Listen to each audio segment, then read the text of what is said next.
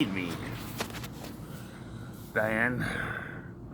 You know, there's talk a female covert narcissist acts all caring for years and years and years. All of a sudden, she just shuts down. You took on my mother's vocab when it came to eating and things to that nature, and you made it your own. He never seriously shut you down from eating a fucking thing. You know? And he's got his own problems, and I grant you, they're not small. Not small. And right now he seems more concerned with whether or not I think of him as a badass, like Mom, because he seems to think that that's the way to my heart, is having you hurt people. And those two women that came into the 7-Eleven, and so on and so forth, and blah, blah, blah, and yada, yada. Anywho, what can I say except to say that I have no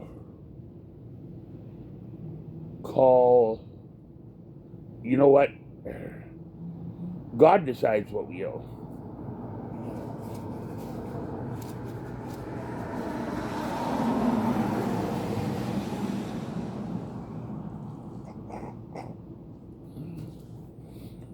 You put me on the street twice when I was a kid.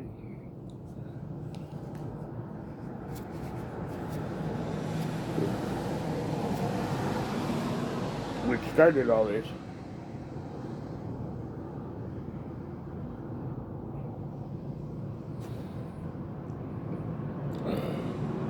Because apparently I wasn't caring enough. I'm not perfect. But you would find me to be a lot more lenient in your case if you weren't doing things like fucking, getting Anna to doggy pile on me for an iPhone. Shit like that.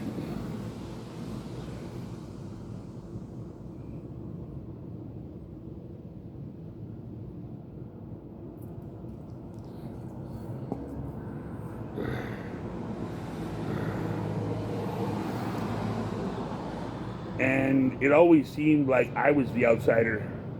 I relate to Hall and Nash. Not because I'm two big, tough, burly wrestlers. The intelligence part I can relate to. The fact that Scott Hall's been in some fucking mafioso's drink, probably pull something like that just for kicks. But what really sort of grinds my gears to no end is the fact that I was always on the outside looking in. And I guess a lot of this father business has to do with me wanting the relationship that Jordan had with him, and that line getting blurred.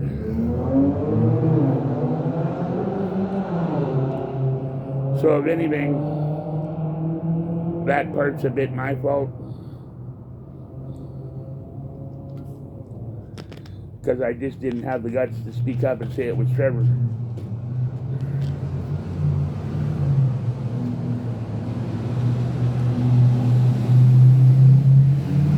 Because I was jealous of what Jordan had with him.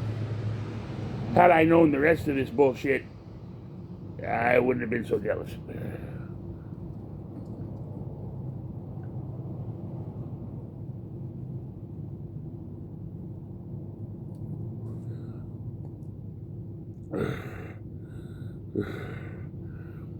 But I was jealous.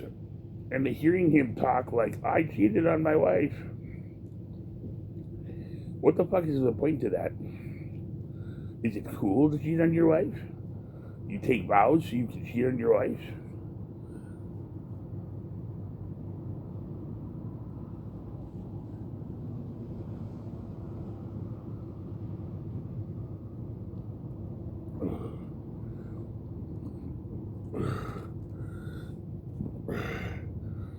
I don't know. I don't see it as being cool to cheat on my wife. You think you and I are going to ever have a decent relationship again? I don't think so. You think I'd ever be foolish enough to let you close to me ever again? The answer is no. In fact, I probably wouldn't let you buy me a hotel room, and I'll tell you why. Because I know you would come with that hotel room. And I'm not sure where you're getting this $1 million from. See, when Grandpa died, the only person in the family that was talking to me was Marlene. And I told Marlene, I said, whatever he's planning on giving to me or not, tell him to keep it. Tell him to donate it with the rest of the stuff to the fucking Philippines. I don't want it.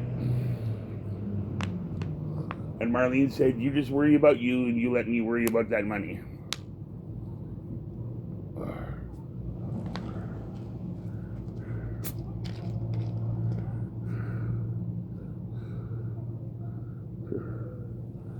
Now, one day, covert female narcissists have a way of driving people away. They just have this inexplicable urge to do really shitty things one day, I guess, and drive people that they claim to love away from them and send them away with cautionary tales about how fucking horrible they are and how pieces of just how crappy they become.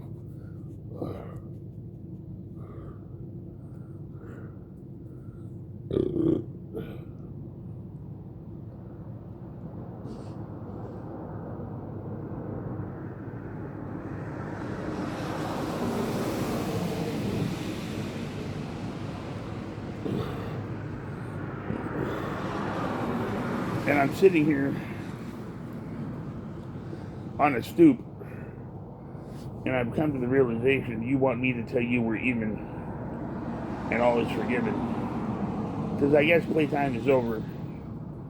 And as playtime is over, or as the song says, the party's over, nobody wants to be left without a chair. I guess it's time to sit back down again, crack a Bible, and for everybody to just say praise the Lord and all is forgiven, and you know, we all get around and say kumbaya. I'll be invited to family dinner one day. You know, Jordan and I can hold hands and talk about whatever event it is that's in the theater. I'll let him win whatever argument we're having, and it'll be great,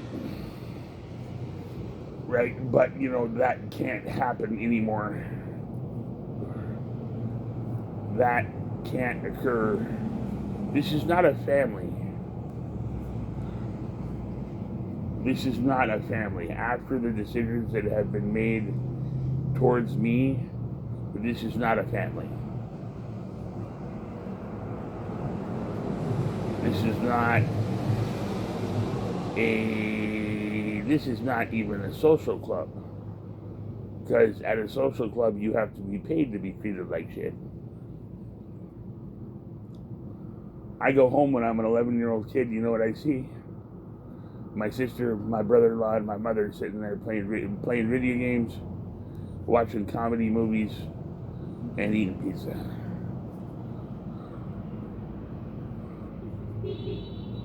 How do you think that made me feel?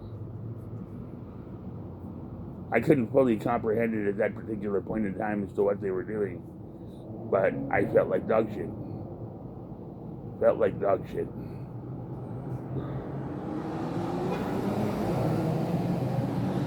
So what, Diane, does that mean that I go out and I find a new family? And I go up to Rodica and I accept her offer of this great housing and, you know, this money that she's got coming towards me? And no, you want to know why that is? Because I have a family. Because I have a family that, right, wrong, good, bad, or indifferent, I grew up. They helped me with the good and the bad. They got me on the road that I would start on, and were it not for them, I wouldn't be here. So do I just give that up? No.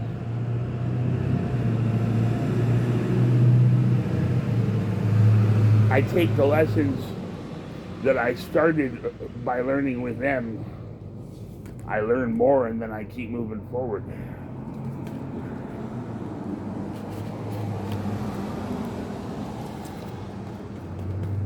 Now, if that bugs you, there's nothing that I can do about it. But I mean, you know, you have your place in my history.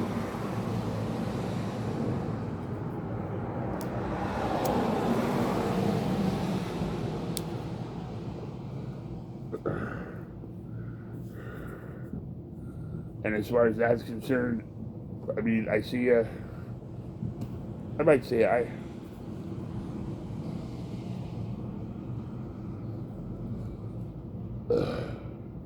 depending on what mood I'm in on that particular day.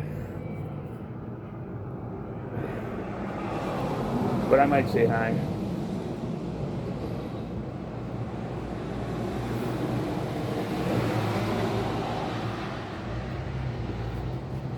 Jordan says she's still, you know, taking care of my daughter. Probably not. She's like 23, 24, I would guess by now. So I'm thinking that's probably not happening. I think I met my son. He seems like he grew up pretty good despite all this crap.